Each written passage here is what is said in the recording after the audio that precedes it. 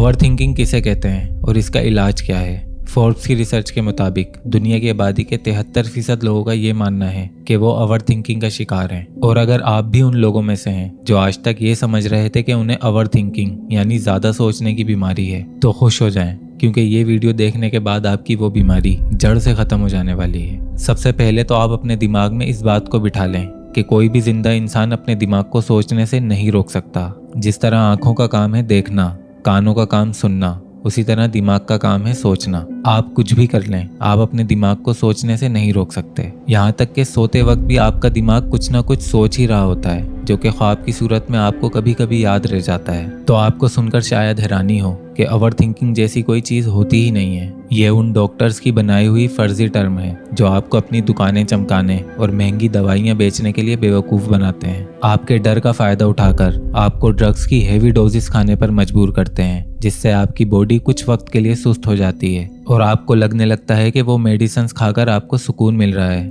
जो कि हकीकत में आपको अंदर से खोखला कर रही होती हैं। और जब आप उन ड्रग्स के पूरी तरह आदी हो जाते हैं तो उन्हें छोड़ने पर आपकी हालत अजीब सी हो जाती है और आपको उल्टे सीधे विजन्स आना शुरू हो जाते हैं। उसी तरह जिस तरह एक नशा करने वाला इंसान नशा ना मिलने पर महसूस करता है और आपको मजबूरन वो ड्रग्स फिर से लेना पड़ते हैं। बस फर्क यह है कि आप वो ड्रग्स दवाई के नाम पर ले रहे होते हैं। ओवरथिंकिंग जैसी कोई चीज़ होती ही नहीं है। इंसान को असल में परेशान वो चीज़ कर रही होती है जिसे वो सोचना नहीं चाहता, लेकिन फिर भी उसे ही सोच रहा होता है। ऐसा इसलिए होता है क्योंकि किसी एक चीज़ को ना सोचने की जिद असल में इंसान को वही सोचने पे बार बार मजबूर कर रही होती है और इंसान उसी एक पर्टिकुलर सोच से अपने दिमाग में लड़ता रहता है और उसे इतना हावी कर लेता है कि उसे लगने लगता है कि मैं दिमागी तौर पर बीमार हूँ। इसका इलाज सबसे पहले तो ये एक्सेप्ट कर लेना है कि जिस तरह आपकी बॉडी को जिंदा रहने के लिए खाने की जरूरत होती है, उसी तरह आपके दिमाग को भी सोचने के लिए कुछ ना कुछ लाजमी चाहिए। और आप नोट करेंगे कि जब आप फ्री होते हैं तभी बुरी सोचें हावी होना शुरू होती हैं। तो कोई अक्लमंद इंसान जितना ज़्यादा फारिग होगा उतना ही ज़्यादा परेशान होगा।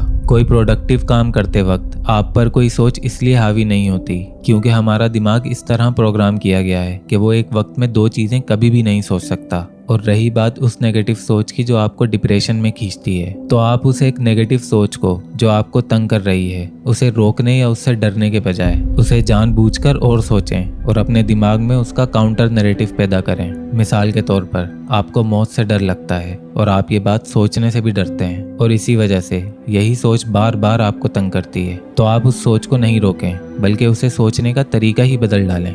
आप इसे इस तरह सोचें कि जब मेरा पैदा होना मेरे बस में नहीं था तो मेरा मरना मेरे बस में कैसे हो सकता है। और इससे अच्छी क्या बात होगी कि मरने के बाद मेरी अपने बनाने वाले से मुलाकात हो रही हो। मौत कोई बुरी चीज़ नहीं है, बल्कि ये तो ज़िंदगी के बाद अल्लाह की तरफ से मिलने वाली सबसे बड़ी नेमत है। बदनसीब तो वो होता है जिसे मांगने पर भी मौत नहीं मिलती, या वो जो अपने हाथों से अपनी जान ले लेता है। जब आप चीज़ों को इस तरह सोचना शुरू करेंगे तो आपकी ज़िंदगी की 99% प्रॉब्लम्स एक सेकंड में गायब हो जाएंगी और बुज़दिलों की तरह दवाइयाँ खाकर बिस्तर में मुंह छुपाने के बजाय जब आप अपनी सोचों का मुकाबला करना शुरू करेंगे तो आप पर कोई सोच कभी हावी नहीं हो पाएगी और आप एक मजबूत इंसान बन पाएंगे। आप अभी इसी वक्त इस चीज़ को ट्राई करें, आपको चंद सेकंड्स में ही इसका असर दिखने लगेगा। और रही बात अमीरी गरीबी या अच्छे बुरे हालातों की, तो हालात कभी किसी इंसान को खुश या दुखी नहीं करते। खुश रहना या उदास रहना ये इंसान की अपनी चॉइस होती है। खुश रहने वाला सूखी रोटी खाकर मट्टी पर भी इत्मीनान से सो सकता है और करोड़ों कमाने वाले को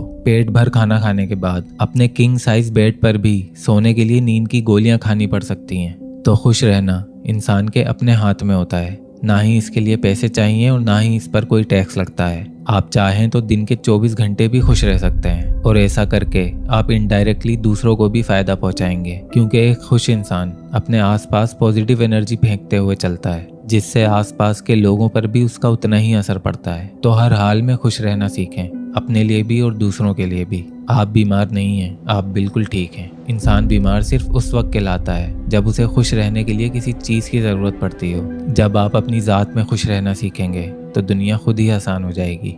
वरना सुनने में कितना अजीब लगेगा कि किसी के बाल इस टेंशन में झड़ रहे हैं क्योंकि वो दिन भर ये सोचता है कि कहीं मैं गंजा ना हो जाऊं।